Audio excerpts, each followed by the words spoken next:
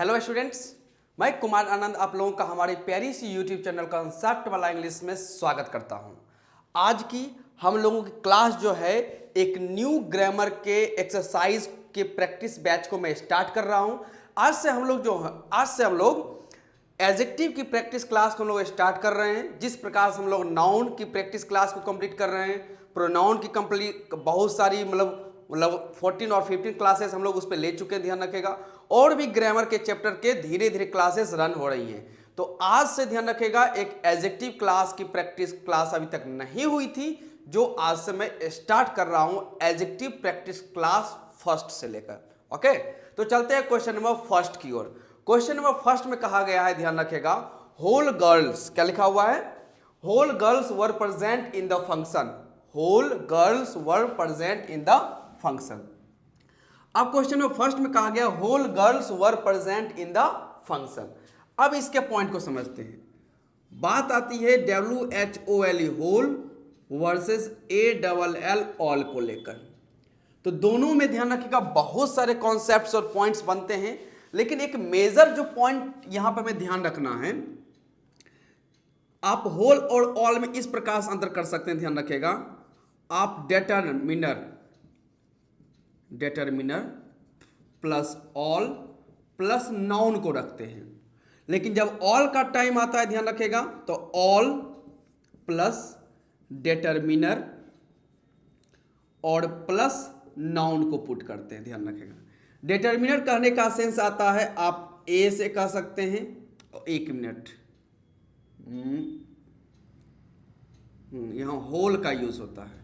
Okay, determiner plus whole plus noun. लेकिन जब all की बात करते हैं तो ऑल प्लस डेटरमिनर, और तब जब हम लोग आगे क्या पुट करते हैं? नाउन को। जैसे कहा जा सकता है, ध्यान रखेगा, डेटरमिनर में हम लोग पुट करते हैं ए, एन, द। ओके, इस प्रकार के शब्दों का हम लोग यूज कर सकते हैं। जैसे एक मैं कहूं a whole day, a whole day, आप ऐसा कभी नहीं कर सकते हैं कि होल अ डे।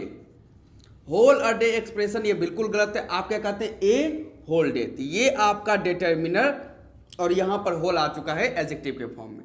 लेकिन जब आप ऑल का यूज करते हैं तो आप इस प्रकार से कहेंगे all the days, all the days. अब ऑल प्लुरल को इंडिकेट करता है, तो यहां पर क्या मेंशन करना पड़ता है? डेज को।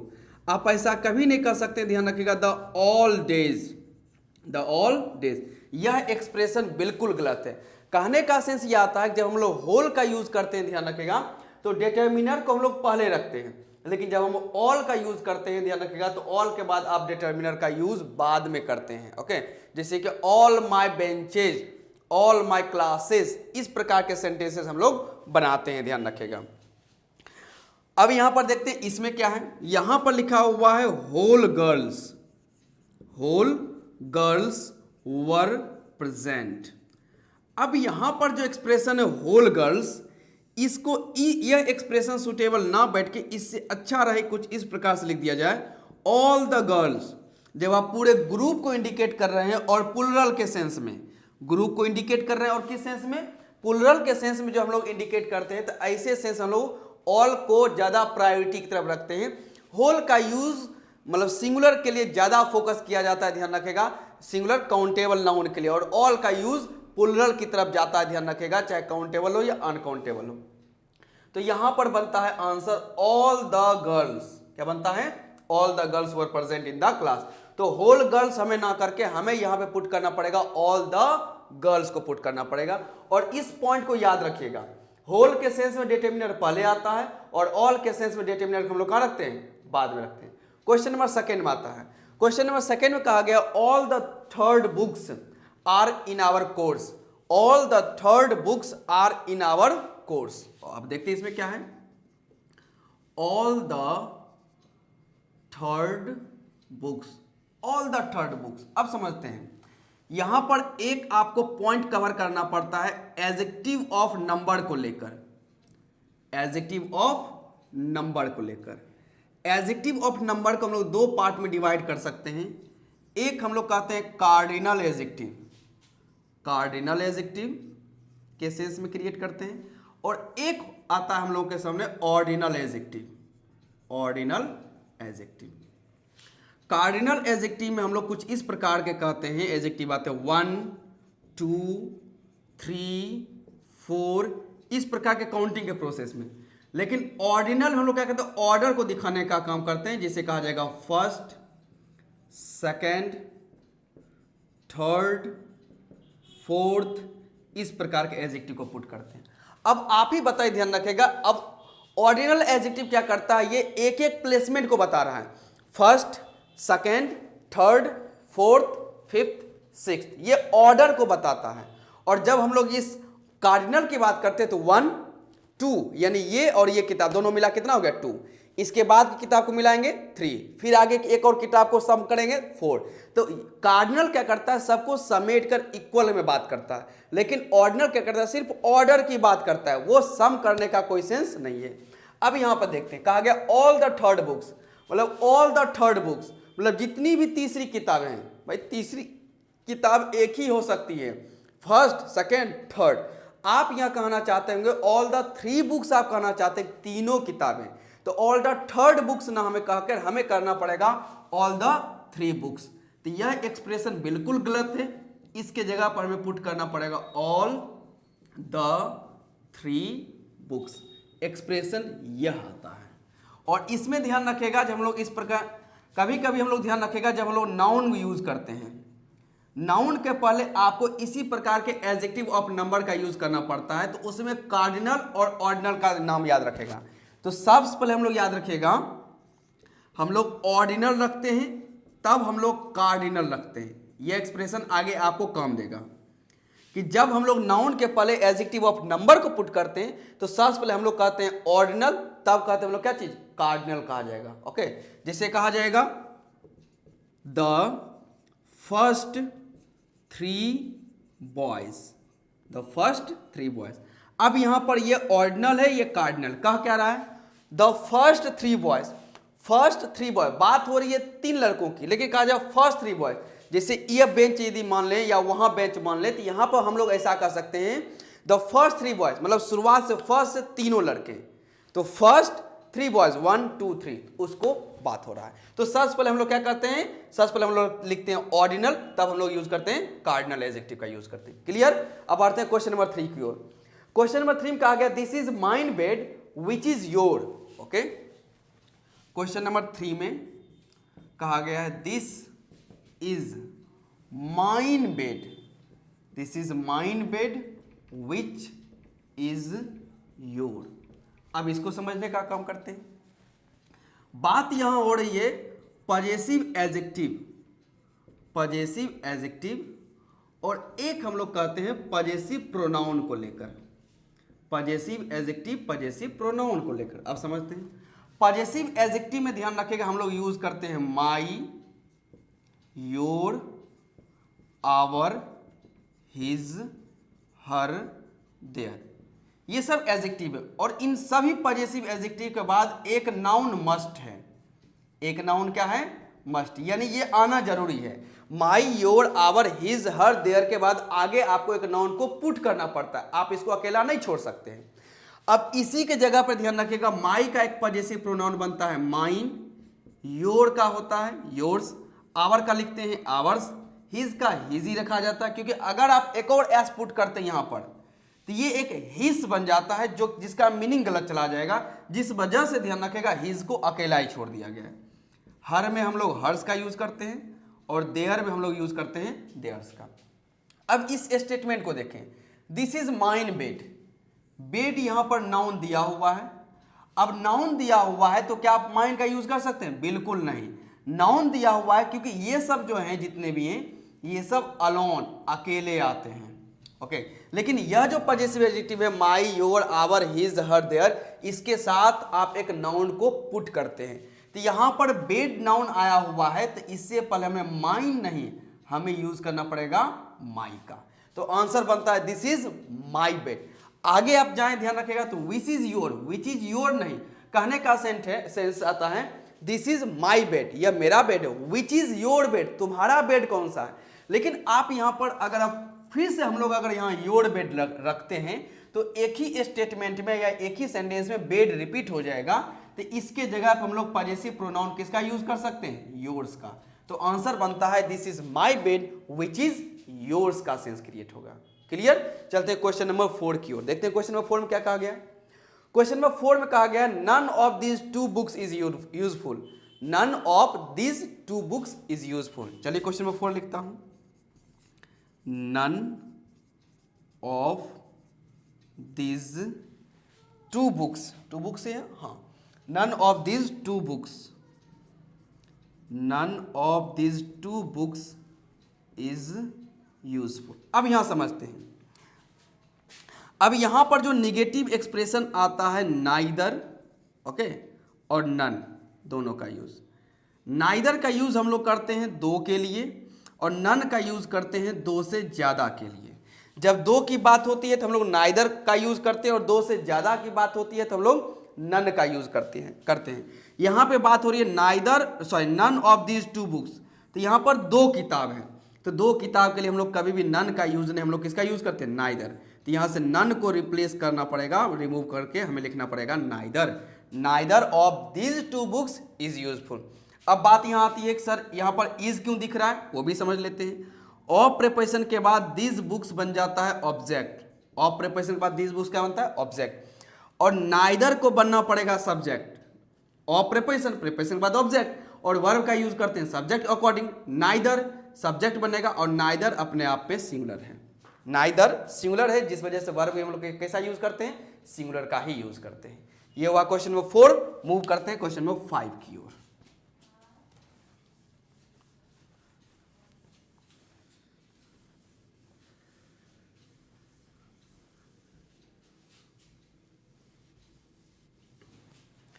चलिए क्वेश्चन नंबर 5 में देखते हैं क्या मेंशन किया गया। क्वेश्चन नंबर 5 में कहा गया है a good deal of persons were present at the railway station. Okay, a good deal of persons were present at the railway station, वो आप समझ लीजिएगा। अब यहां पर देखते हैं a good deal of persons were present at the railway station. कहने का सेंस यह आ रहा है, ध्यान रखिएगा, कि रेलवे स्टेशन के पास, यानी रेलवे स्टेशन में, या जो भी कह सकते हैं, वहां पर व्यक्तियों की संख्या, पर्सन्स की संख्या बहुत ज्यादा, मतलब अनगिनत के सेंस में काउंट नहीं किया जा सकता था, मतलब भीड़ बहुत ज्यादा थी। अब इसके लिए क्या हम एक गुड डील का यूज करते हैं, तो बिल्कुल नहीं। इसके लिए एक्सप्रेशन में आता है ए नंबर ऑफ। क्या यूज करते हैं, जब आप अनगिनत की बात करते हैं कि मतलब बहुत संख्या में, गिनती नहीं थी, तो ऐसे में दो एक्सप्रेशन आते हैं, ध्यान रखेगा, प्रायोरिटी के तौर पर, या जो भी कहे।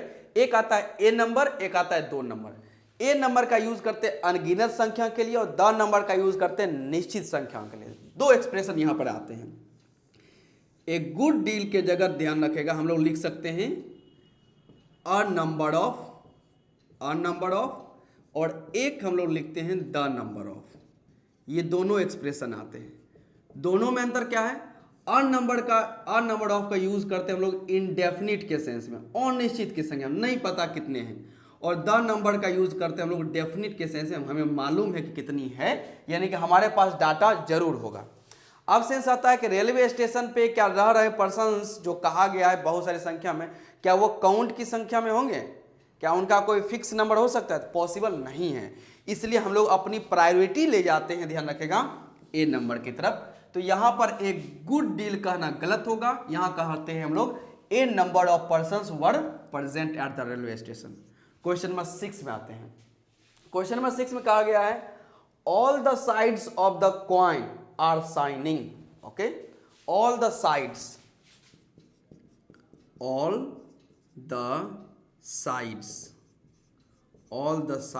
of the coin are shining। अब यहां पे समझे, कहा गया ऑल द साइड्स, तो ऐसा कह दिया जाता है, ध्यान रखिए, जैसे all the boys, okay, all the benches, all the pens, all the ministers, okay, all the principals, ऐसा कहा जा सकता है, ऑल द फैंस। यानी कि वहां पर जैसे कि नंबर बहुत ज्यादा हो, 20, 25, 30, 30, ऐसा कुछ सेंस आ सकता है, ध्यान रखिएगा। अब बात करते हैं यहां पर क्या ऑल यूज करना जरूरी है। अब आप ही बताइए, कॉइन यहां पर सिंगुलर है, कॉइन यहां पर सिंगुलर, मतलब एक कॉइन है, एक कॉइन की बात हो रही है। आप बता सकते हैं एक कॉइन के कितने साइड हैं, एक कॉइन के कितने साइड्स हो सकते हैं, how many sides are in a coin, एक साइड में कितने कॉइन होते हैं। तो ऑब्वियसली आप कह सकते हैं सर एक कॉइन में 2 साइड्स होते हैं, 2 साइड्स होते हैं। तो 2 के लिए ध्यान रखिएगा, हम लोग ऑल का यूज ना करके हम लोग प्रेफर करते हैं बोथ का सेंस। किसका यूज करते हैं, बोथ का सेंस। तो यहां पर हमें यह नहीं लिखना पड़ेगा, ध्यान रखिएगा कि all the sides of the coin, हमें यहां लिखना पड़ेगा both the sides, both the sides of the coin are shining, ना कि all the sides of coin are shining.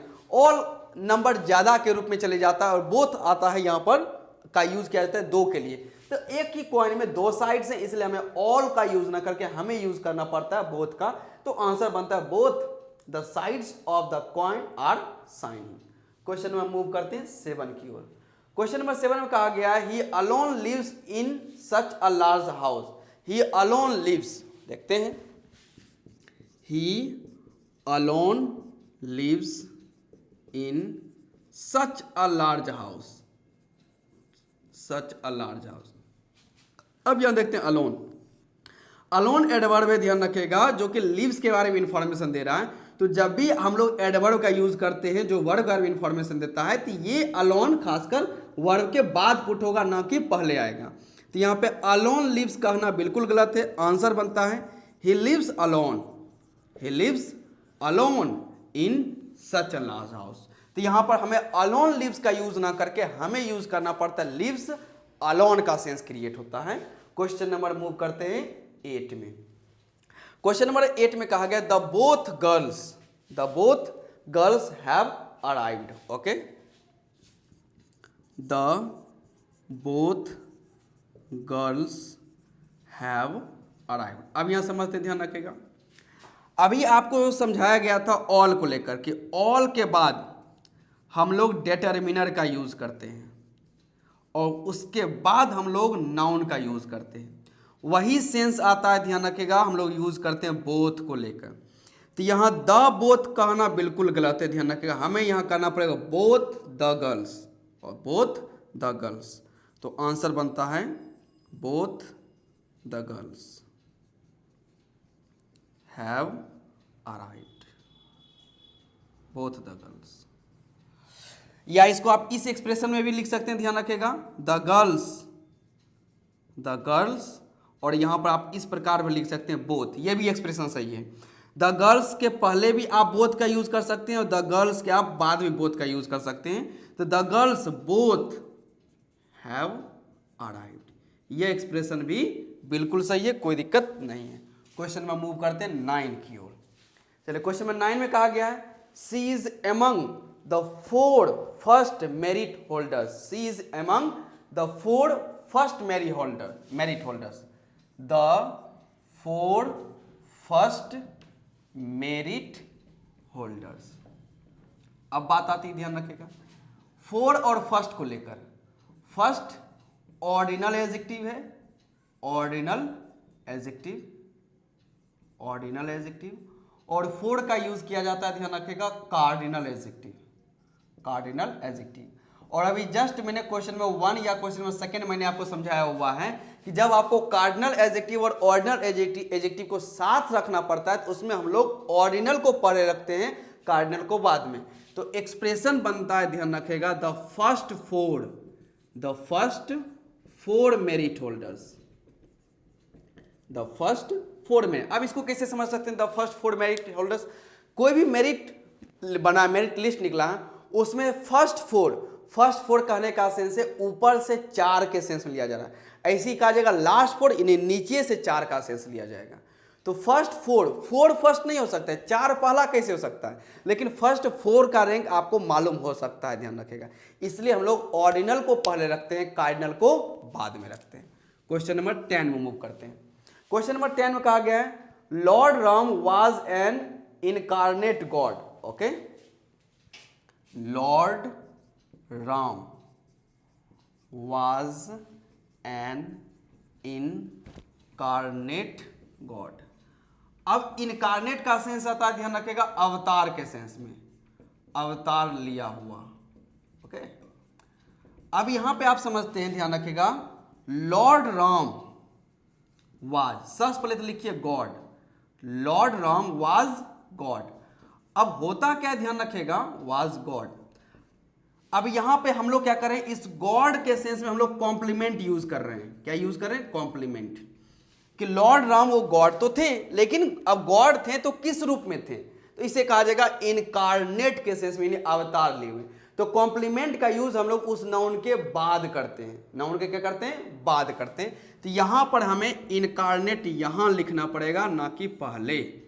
तो Lord Ram was God incarnate, ना कि Lord Ram was an incarnate God का सेंस क्रिएट होता है। क्लियर? तो एडजेक्टिव की प्रैक्टिस क्लास नंबर फर्स्ट की ध्यान रखें, हम लोगों ने 10 क्वेश्चंस को कवर किया। अब इसी प्रकार से मैं आप लोगों के लिए एडजेक्टिव की प्रैक्टिस क्लास की बैचेस, या कहने का सेंस ध्यान रखें, इसी प्रकार की क्लासेस में लगातार रन करता रहूंगा। और आप सबों का जो भी डाउट हो, जो भी कंफ्यूजन हो, जो भी क्वेश्चन हो सकता है, या हो सकता है इसमें कुछ मतलब कोई डाउट रह गया हो, तो उसका सारा मतलब आप जो जवाब है वो कमेंट बॉक्स में कमेंट कर सकते हैं। रिप्लाई देने के लिए या बात करने के लिए मैं जरूर अवेलेबल रहूंगा। ओके, तो मिलते हैं एडजेक्टिव प्रैक्टिस क्लास नंबर 2 में।